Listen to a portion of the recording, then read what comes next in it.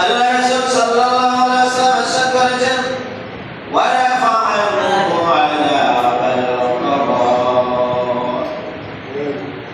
কবরে রাখলে মানুষকে কি বলে কবরে রাখা হবে? বাবা কি বলে কবরে রাখা হবে?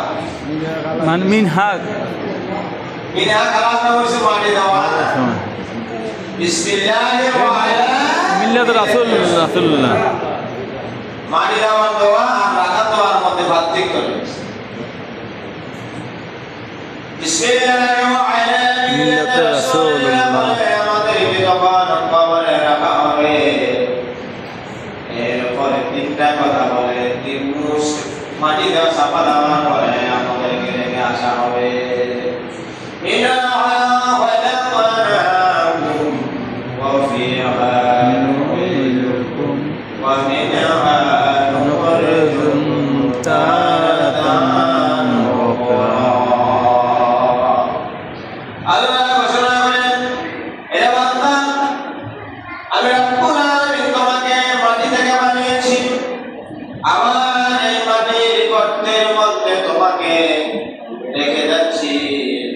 আর দীর্ঘ 40,000 বছর পরে হযরত মিকাঈল আলাইহিস সালাতু ওয়াস সালাম যখন সিংহার ফুঁক দিবে তখন আমার ওই মাটি থেকে আমি রব্বুল আলামিন তোমাদেরকে উঠানোর ব্যবস্থা করব। সুবহানাল্লাহ।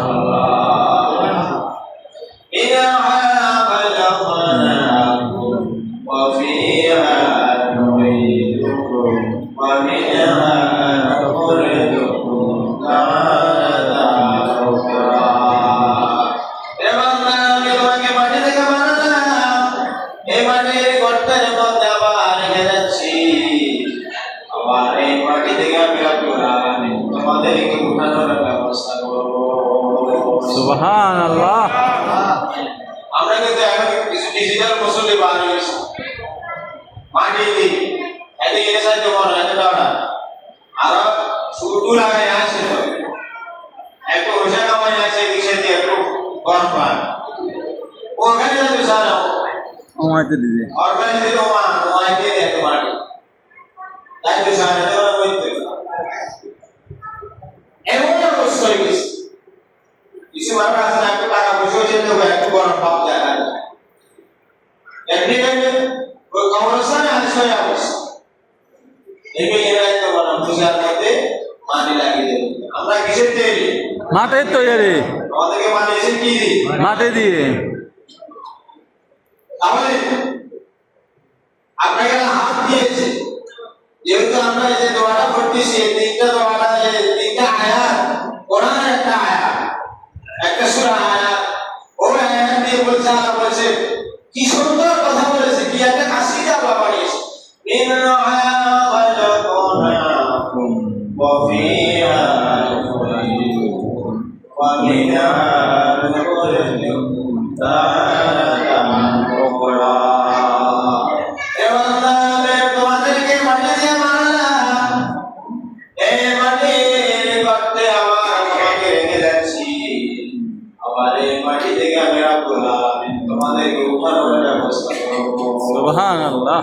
আরে মাটিতে তুমি হাত দিয়ে দিতে হবে আর ভাইরা কামেন না কারণ এই মাটিটার মধ্যে দিয়ে আপনার মনের মধ্যে একটা স্পেয়ার থাকবে একটা খবর একটা ভয় আপনার মধ্যে লাগবে কিছুদিন পর অবশ্যই এই মাটির গর্তের মধ্যে রেখে আসার ব্যবস্থা করবে। সুবহানাল্লাহ। সেজন্য বলছিলাম যে কবরে রাখার পরে একটা মানুষের একটা হাদিস শরীফে রয়েছে যেখানে বলছে যে এই রোজা রাখার কারণে কবরের ভয় থেকে আযাব গজব থেকে আল্লাহ মাফ করে দিবে। এটা বাস্তব নমুনা হলো বাবুল আযাব কবরে মসজিদ শরীফের মধ্যে রয়েছে মানুষকে যখন কবরে রাখা হয় 40 কদম যখন তার আত্মীয়-স্বজন তারা যখন পৌঁছে এটা থেকে পার হয়ে যায় তখন অটোমেটিক ভাবে কবরটা একেবারে সংকীর্ণ হয়ে যায়।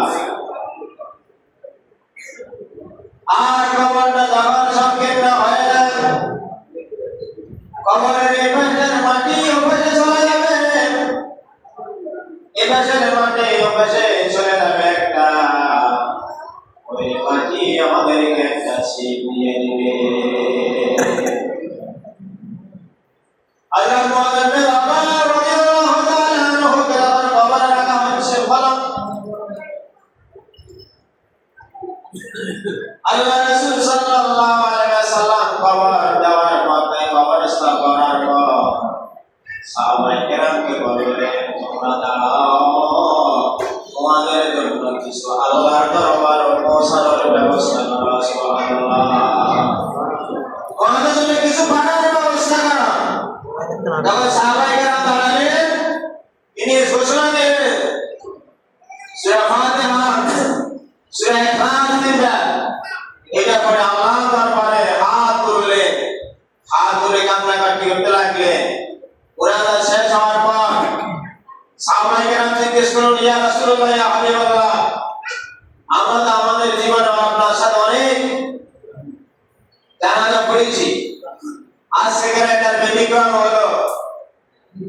আল্লাহ রাসূল সাল্লাল্লাহু আলাইহি ওয়াসাল্লাম কাঁদতে কাঁদতে তিনি তার সাহাবায়ে কেরামদের দলদেরকে ঘোষণা করে দিলেন যে, আমি দেখতেছি মুআযের এই কবর সংকীর্ণ হচ্ছে, এজন্য আমি রাব্বুল আলামিনের কাছে মেসেজ পাঠাচ্ছি তোমাদের সবকে নিয়ে, যে আল্লাহ যেন ওই কবরের সংকীর্ণতা থেকে তাকে মুক্তি দিয়ে দেন। সুবহানাল্লাহ। সুবহানাল্লাহ। এখানে দুইটা কথা, একটা কথা হলো মুআযের কবরটা সংকীর্ণ হচ্ছে, এটা হইতে পারে আর না হয় ওই যে কবরস্থ করার পর ওই মানুষের জন্য, উদ্ধারের জন্য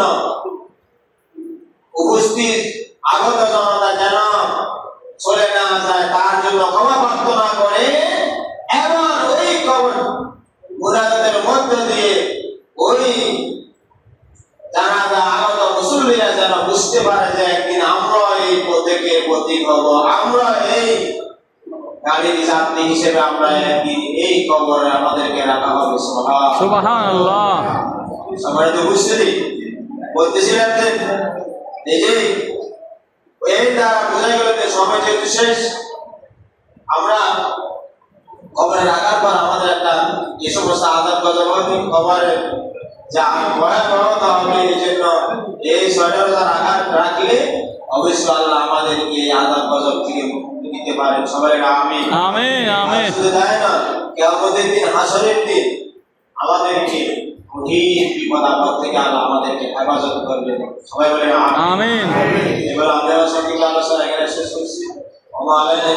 আসসালামু আলাইকুম ওয়া রাহমাতুল্লাহি ওয়া বারাকাতুহু। কাবুল মাদায় করেন, কাবুল মাদায় করেন।